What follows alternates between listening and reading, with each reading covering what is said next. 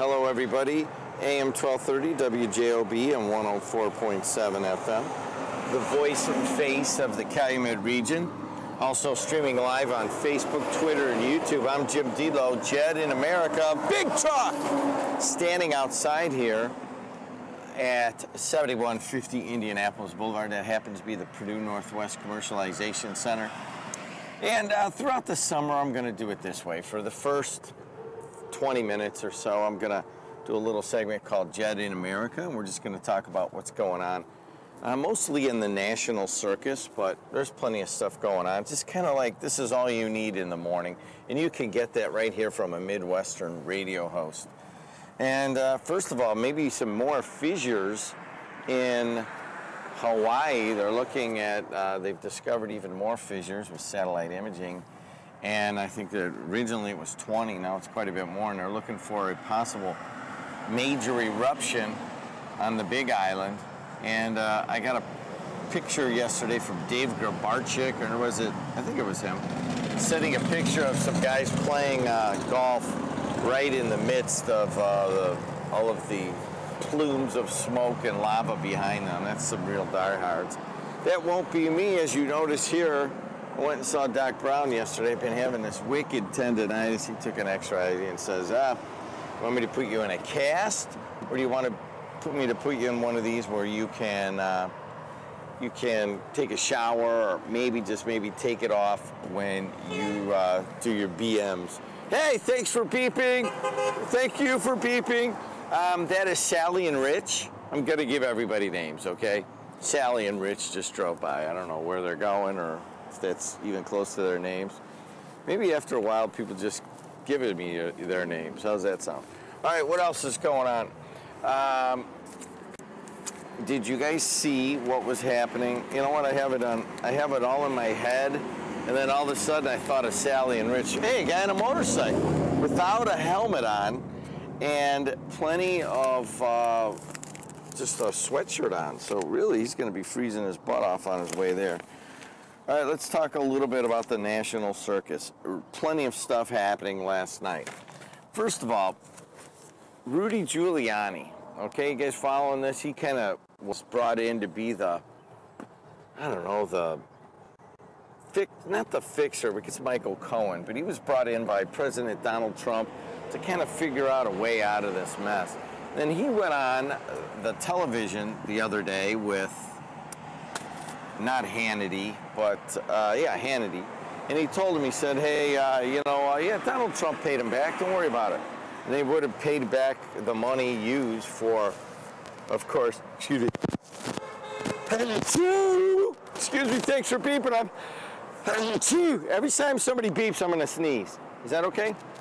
Anyways, you guys know the whole story, the sordid story of my ex-girlfriend lookalike, Stormy Daniels, was in Berkeley when, I don't know, in the early 80s, they dated a gal who looked just astoundingly like Stormy Daniels, kind of crazy. But the Giuliani, it looked like he made a big gaffe.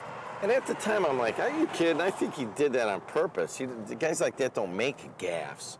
It's like they don't answer, they don't ask questions they don't already know the answer to. And Giuliani told Hannity, yeah, Donald Trump paid the hush money back. Well, it turns out that is the exact top story here on USA Today. And take me to the river, by the way. And let's go. Trump confirms he paid Cohen $250 grand. So here it is. President Trump formally disclosed Wednesday that he paid his attorney as much as $250,000 as reimbursements for expenses, which included $130,000 payoff to porn star Stormy Daniels. Says she had a sexual encounter with him. The disclosure came in his annual financial disclosure report to the Office of Governmental Ethics. Trump reported the payments were in a broad range of $100 to $250 grand. Trump said he was listing the reimbursements to Michael Cohen, first made public by lawyer Rudy Giuliani a couple weeks ago in that interview, above referenced by me. in the interest of transparency, even though he said he was not required to disclose them.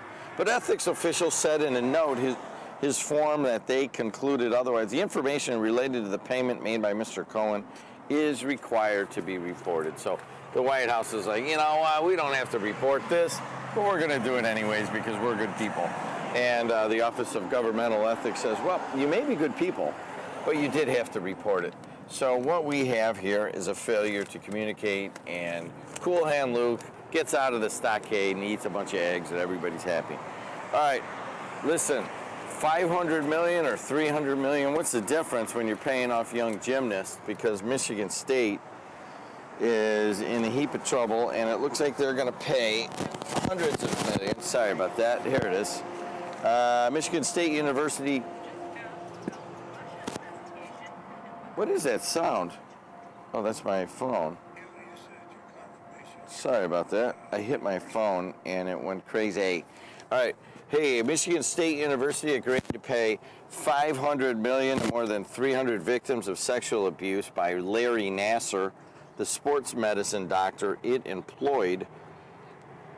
A sum that is among the largest for victims of abuse and leaves unclear the future financial path for one of the nation's top public universities. Officials at the 50,000 student campus declined to say how they would pay for the settlement, and it isn't clear if they have figured out how. They declined to rule out raising tuition or a state bailout, and they can't use the university's endowment. Michigan State University interim president John Engler also didn't rule out bankruptcy in testimony before the Michigan State Senate in March. Wow. Crazy. Crazy. Sorry about that. All right, today's the day. Today's the day you get a new one of those connectors, all right? I think I've mentioned it several times. All right, here we go. So the East Lansing Michigan University will pay $425 million to the victims. We'll set an additional $75 million in trust. So each victim's going to get about $1.25 million. So I don't know if that's going to help or not, but I mean, it can't hurt. You know what I'm saying? All right, what else is going on the national front? Kind of bounce back between the national circus and I'll just hold that. Make it better. Let's go back to Trump. Now we got the Giuliani, Stormy Daniels porn star thing still going on. And you know what, guys? Here's the thing. I do this because I really do believe that the national circus won't last. And then at some point I'll just go back to talking about, you know, traffic on the Borman here for the first 20 minutes. But right now, it just never disappoints. And yesterday is another day. And then I want to talk about our own Laura Ingraham, who will be on these airwaves in about 4 hours, or 3 hours. Questioned intently by a Senate committee, President Donald Trump's eldest son struck a firmly unapologetic tone, deflected many queries, and said he didn't think there was anything wrong with meeting a Russian lawyer at Trump Tower in hopes of election season dirt on Hillary Clinton. Now, hey, thanks for peeping! That's according to transcripts released yesterday. Now take me to the river here, will you? Asked if he was troubled by the idea that the meeting in June 2016 was part of a Russian government effort to help his father in the presidential race, Donald Trump Jr. said he didn't give it much thought. I don't know that it alarmed me, but I like I said, I don't know, and I don't know that it was all that focused on it at the time. The committee released more than 1,800 pages of transcripts of interviews with Trump Jr. and others who attended the New York meeting, at which they expected to receive compromising information about Trump's Democratic opponent. Well, there you go. Hey, what are you doing? Thanks to NIPSCO. They're doing a great job. So that's just enough stuff to get you guys by. Michigan State, Hawaii, National Circus, that ought to get us started here. But we had one here locally, not too far away in Joliet, Illinois. It turns out that police say a man whom they say is an undocumented immigrant raped 3 women brutally on jogging paths in Joliet.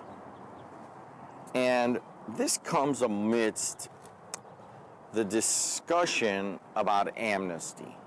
Now, what do you mean by amnesty? Well, you'll hear it on Laura Ingraham on these airwaves. She does it on the television at nighttime. She does it on our radio airwaves here and other radio airwaves across the country during the day. Here comes a really big truck, big yellow truck. BYT, big yellow truck. I got to do it. Here we go, because this is my favorite. Variha! Variha is a big yellow truck, and in the vernacular that I'm just making up now, that would be a bite. And so as a big truck comes by that's yellow, and it says Variha on the side, I go, bite me! Anyways, so you have the president asking for 2 things. He's asking to build a wall, and he's asking Congress to solve the immigration amnesty DACA crisis. Like, what do you do with all of these people who are here legally, and do you just send them back? What do you do? Start gathering them? What do you do? Put them in prisons like we did with the Japanese in World War II? What is the answer? Well, yesterday was kind of a day that really shows what's going on in America. We really are at war with each other. I watched Tucker Carlson just berate a Republican congressman from California because he basically is saying, yeah, we've got to create a path for amnesty of many of these young kids who like go to school with our kids and have been here. They don't know anything about Mexico. They were brought when they were little through no fault of their own. We got to create a path for amnesty. And Tucker Carlson starts going, yeah, well, what about all the 100,000 homeless in California? Why don't you deal with them first? And I'm like, I don't know, it's just kind of a weird moment in media realization for me. I'm like, wow, don't let me do that. Don't ever let me say, here's the issue, but what about this issue? You should be dealing with that one and telling you what you should be doing. But anyways, the Republican congressman is saying, yes, President Trump wants 2 things. He wants to build a wall. Let's secure our border. And then the second thing is we gotta figure this out because we're just got all these people here who are illegal and it's creating discord and we got to figure something out. And it's like a 10-year amnesty plan where if you go for 5 years and you don't get in trouble, then another 5 years, and then in 10 years you can become a citizen, something like that. And Tucker Carlson was kind of giving the standard kind of really conservative immigration thing and just would have nothing of it. So you really have a kind of a dividing line in the Republican Party. You have people that, well, let's find a solution here, and then you have people that I'm pretty sure don't want a solution. But that's another one. So you have this going on. And then I was listening to our own Laura Ingraham on this similar topic, just kind of saying the same thing and just kind of going off yesterday about, you know, amnesty and how the people will be selling out and so forth. So you have that going on. And then yesterday, you go to CNN, and it's like there's 2 different worlds going on. CNN was all, hey, what are you doing? It was all about the Trump and the National Circus and Giuliani, and I mean, just kind of covering. We have 2 different worlds going on. Literally. It's just almost like the news is different. It's like 2 different things going on, and we are clashing. But I've told you guys, I really think that this is all a diversionary tactic for the emergence of the turd state. And the turd state is really the third state. You've got this kind of like liberal line, and you've got this conservative line, and nobody's working together. And even if you start to work together, like say you're a Democrat and you start to work with Republicans, or you're Republicans and you start to work with Democrats, then your own are going to eat you. So you can't find your way to like an independent middle ground without, you know, losing your right arm in some way because somebody ate it off. But the third state, of course, is the state where information rules, and places like Facebook and Google and Amazon, Instagram now is pretty popular. They start to grab all of your information, and they know everything about you, even to like sordid details about your porn sites and stuff like that. So what do we do as this third state rises and rises? Well, we're looking at right now, thanks for beeping, we're looking at right now if the third state helped to create Donald Trump as president, get him elected. And one of the ways it came out yesterday is that Steve Bannon, according to a whistleblower, was trying to get Cambridge Analytica, this company out of England with all this data on Facebook users, trying to suppress the black vote.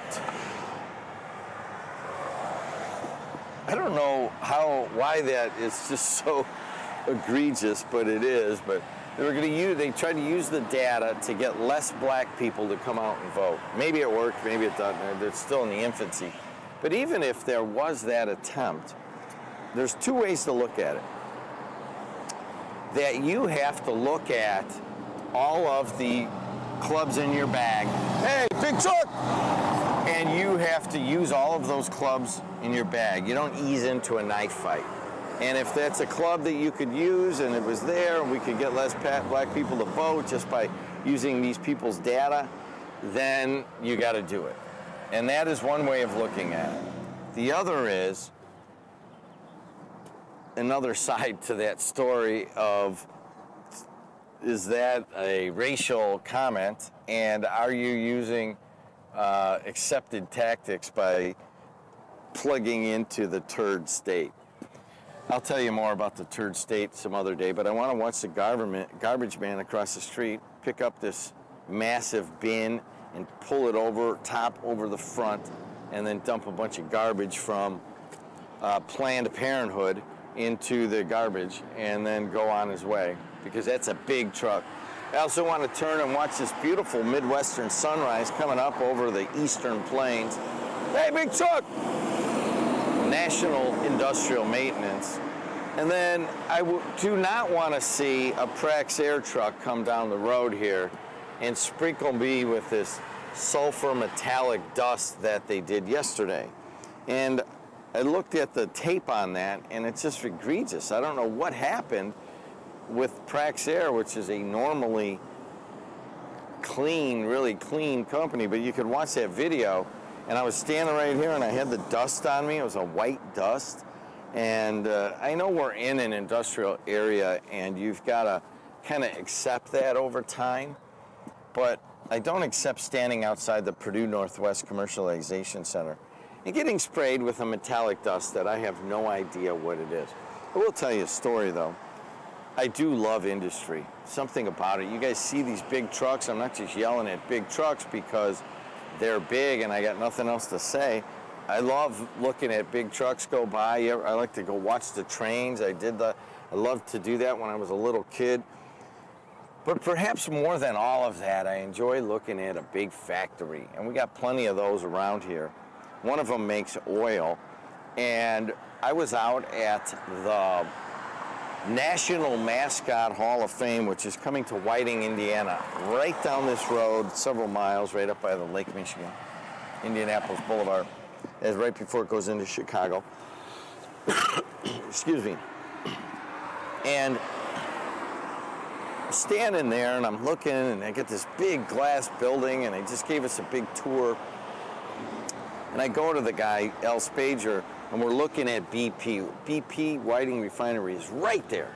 It's huge. It's massive. It's almost like a Art Deco thing that rises out of the earth, and you've got all these little plumes of steam, I imagine what they are, and you've got working parts, and you can hear just like hissing, and then when they're hooking up trains, you can hear the little clankety clanks, and it's just a lot going on. But right down the middle of that is a standard road. Kind of goes right in the middle of BP Whiting Refinery. Comes out on the other side, East Chicago by LTV Steel, which is now ISPAT. not Ispat, ArcelorMittal. So I used to work as a laborer and would go into BP Whiting Refinery and work on roads and whatever, sewers mostly. But I had gone into when it was Amoco. And I remember I would go out there, and one of the times I was on a crew helping my Uncle Danny, who was building scaffolding out there. And back in the day, you could come out and stand on Indianapolis Boulevard, and he would smoke right there on Indianapolis Boulevard. You can't do that anymore, but can't even get in on that gate anymore. There's so much security. So I'm standing there, and Al Spager, who is no foreigner to industry, growing up on the south side of Chicago and then working for U.S. Steel. He's like, man, it's just, look at all this industry. I go, yeah, it really adds to the ambiance of the National Mascot Hall of Fame. And he's like, yeah, we were talking about it. I go, yeah, I asked my wife to marry me right down this road. He was like, what are you talking about? Well, I had been going to my stepson's, my future stepson at the time. He had his Little League All-Star games there. I don't know, he was a 9-year-old, I think. 9-year-old All-Star games right there at Standard Fields in Whiting. And we were coming from Griffith all week. And for whatever reasons, it was right around time where it's like, hey, you know, I think it's about time we get married or whatever. Alexis, I was on the 5-year plan, and Alexis said, no, I got a kid. You know, 2 years probably do it. That should be enough. And so we went down and we went to dinner in Chicago. And then we came back, and I got off at the Skyway at 106th. And I drove over to Standard. She's like, what are you doing? What are you doing? And we drove by the Little League field. She's like, there's no game. What are you? And we get in the middle of Amoco, and I get on one knee. We get out. I put a little blanket on the front of our 2-door Nissan Sentra with a manual transmission. Her car. I didn't have enough money for one. And I bring out a bottle of wine. And then after I get her out there, I get on my knee and I open up the little Marcus Jewelers box, and I ask her to marry me. And it was a really joyous occasion. So I have hey, what's up? Thanks for peeping. Big Truck, what are you doing? So I have a big heart for industry, and I respect it, and I know that it basically even pays my bills right here. But you got to keep it clean, man. And I'm not saying that all that dust that Praxair had yesterday was dirty. It just didn't look good. It looked like Linus driving down the street. So anyways, that was my comment on it. Somebody sent me like, what are you ripping on Praxair for? I go, I'm not.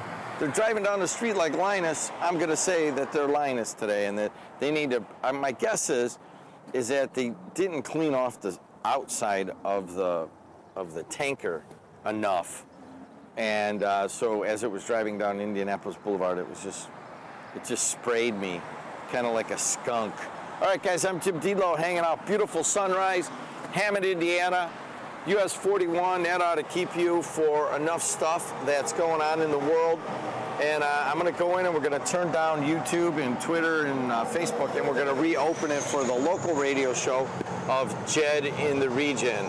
And 104.7 AM 1230 WJOB Hammond, Indiana, the voice and face of the region. Click.